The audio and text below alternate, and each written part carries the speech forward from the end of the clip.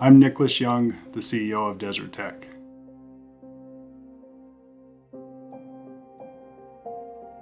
I always really liked bullpups, and after we made our precision rifles, we had a lot of success with those, and I wanted to transition over to semi-automatic rifles and utilize the same kinds of technologies in the semi-auto world, the multi-caliber, the lightweight, the compact. The typical semi-automatic rifle is one that hasn't changed much over the years. Desert Tech was looking for a way to bring something very unique to the market that nobody had ever done before. It would be cutting edge, it would have something new, and all across the board. Awesome gun, was my understanding. The vision for the MDR was to create the smallest, lightest, fastest autoloading rifle in the world. So it took us about a year and a half to create our first functional prototypes of the MDR, and they were firing. They weren't as durable and reliable as we wanted them to be, but we was pretty excited with the progress, and we wanted to show it off to the world, and so we did. And in 2014 SHOT Show, we did a press conference. We're here with Nick from Desert Tech, and Nick's going to tell us about the new MDR bullpup rifle. And everybody was very excited. I fell in love with it immediately. I mean, even the concept of the rifle, it was amazing. The innovation, the technology that was going into it and what it was going to bring to the table for the industry was really what drew me to Desert Tech as a company.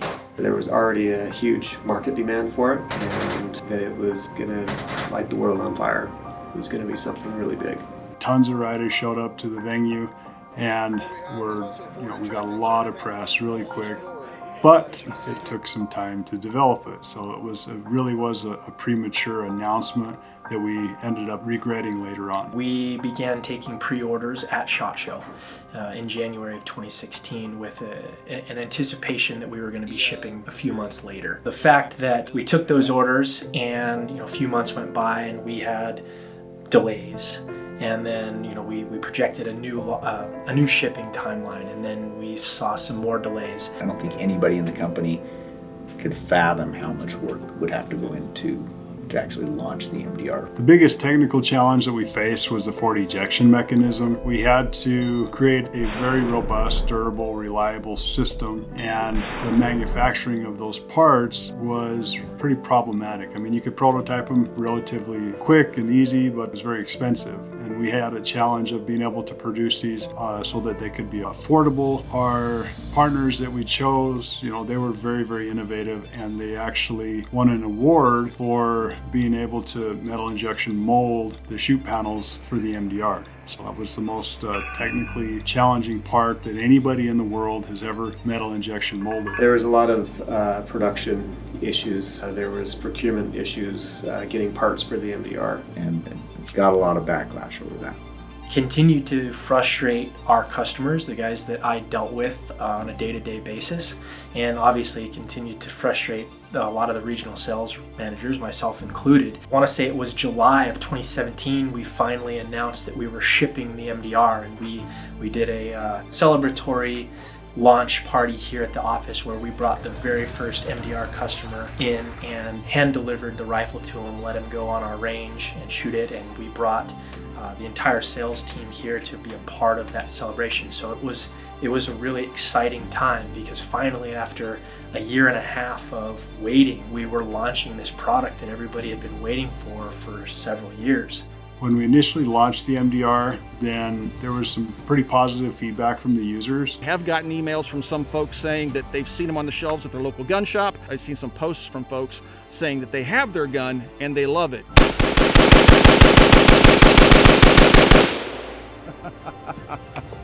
Enter child satisfied. We were watching the market pretty close. We launched our baby, and we're looking for feedback. And I mean, people might not think that we were paying attention, but every single forum that had a problem, every single customer that had an issue, we were actively watching the internet.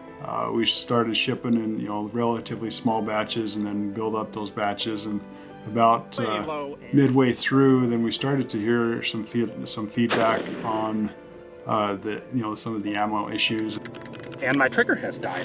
And we was resolving a lot of that just by making recommendations on what ammunition to use. They would actually get the cases stuck in the chamber because the ejector would rip the rim off of the brass. We studied that quite a bit.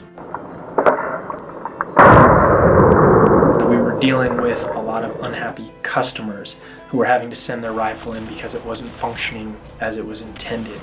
And this continued to grow as it becoming an increasing problem. It makes me very sad, okay? I don't want to be standing here talking about what you have to tweak to make it run with what ammo. And that obviously hurt not only us as a company, but our ego in terms of, this being the product that we were waiting for so long, and it just wasn't amounting to what we expected it to be. Nick called me up. It was the day before Christmas Eve. I'd already gotten off of work, and he says, "Hey, we got this problem. We're going to need you and Patrick to come in." Of course, Patrick was the lead engineer on the job at the time. So Christmas Eve, we came in and we worked all day. We tried out, and of course we were working with the gas valve and gas settings, and we tried out a lot of different scenarios, and we finally got it working, and then we put a new gas valve in and shipped it off to the people that were trying it out. We actually went through 3 iterations of the gas valve settings. We came out with a wider extractor, and that eliminated all the stuck cases and the ripped rims combined with the gas valve. So I think that was probably our biggest hiccup coming out of the gate. Now that was just that one. So the challenge that we ran into from that point is we already had guns that had been shipped, and we already had guns that were in the process of production. We had some that were in assembly, and so then we had to go back and take care of all of that, which is you're talking about rework. You're talking about having people either send their gun back in or sending out a new gas valve. And the solution that we came up with was to create a lifetime warranty, that we will have a lifetime warranty against manufacturer defects on all of our products that we produce. It's transferable to every single owner of that rifle. I don't know of anyone else that has that warranty. It's the best warranty that I know of for any rifle. We were very, very responsive and very, as intuitive as we can be. We wanted to release an official public response to the InRange MDR video review. It would have been really easy for us to just throw in the towel and say, you know what, it is what it is. But that wasn't enough for us. We needed the product to be the next, the best, the next, tomorrow's weapon.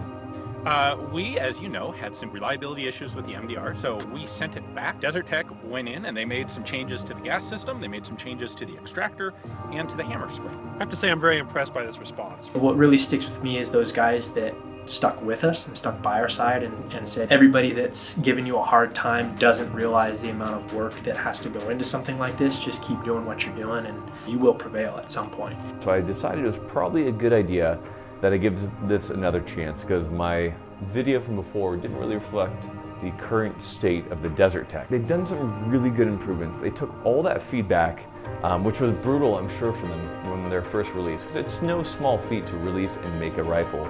And they took all of that, both hateful criticism and good criticism, and they improved the rifle to where it is today. And not only does it have the looks, has the cool factor, has the unique features, but also works very, very well. It was the ethical, moral compass of the company that we can't deliver a product that doesn't do what we say it does. That's not a part of who we are. We had to make it right. We had to make that product right at whatever financial cost it took. I ran 200 rounds through this gun. All of the cons I had with this gun were remedied in these updates. Shooting lefty, it didn't seem odd. That's pretty sick. I would like one of my own. We see that people actually see what we have seen the entire time. There's a lot of people online that were pretty vulgar and slandering to me, and it was tough. I go home late at night and it was hard. It was a very, very difficult time. The last 2 years of my life, I don't want to ever go through that again.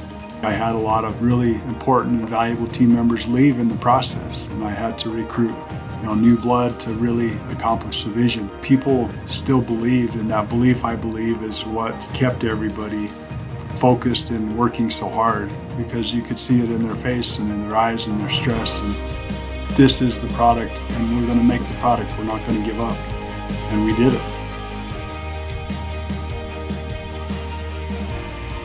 So our new launch policy is that we don't launch a product until it's on the shelf ready to ship. And we demonstrated this with the SRS A2. We had production units on the shelf and we shipped them within 7 days of the announcement. So anybody that sees a new product coming from Desert Tech knows that that product is shippable, and beyond that, it's going to work. You know, one of the themes that I don't think that we've illustrated enough is that we didn't just develop this semi-automatic rifle. We developed the processes to do it again and the testing protocols to do it again, so that we're not, breaking new ground anymore. And so when we launch that next greatest thing, you can be assured that it's gone through and been validated with a wide variety of ammo. It's been tested every way to Sunday, and these, the knowledge and this experience is it was very expensive for us to go through, but it's going to be there for all of the rest of time for Desert Tech. Take it, try it.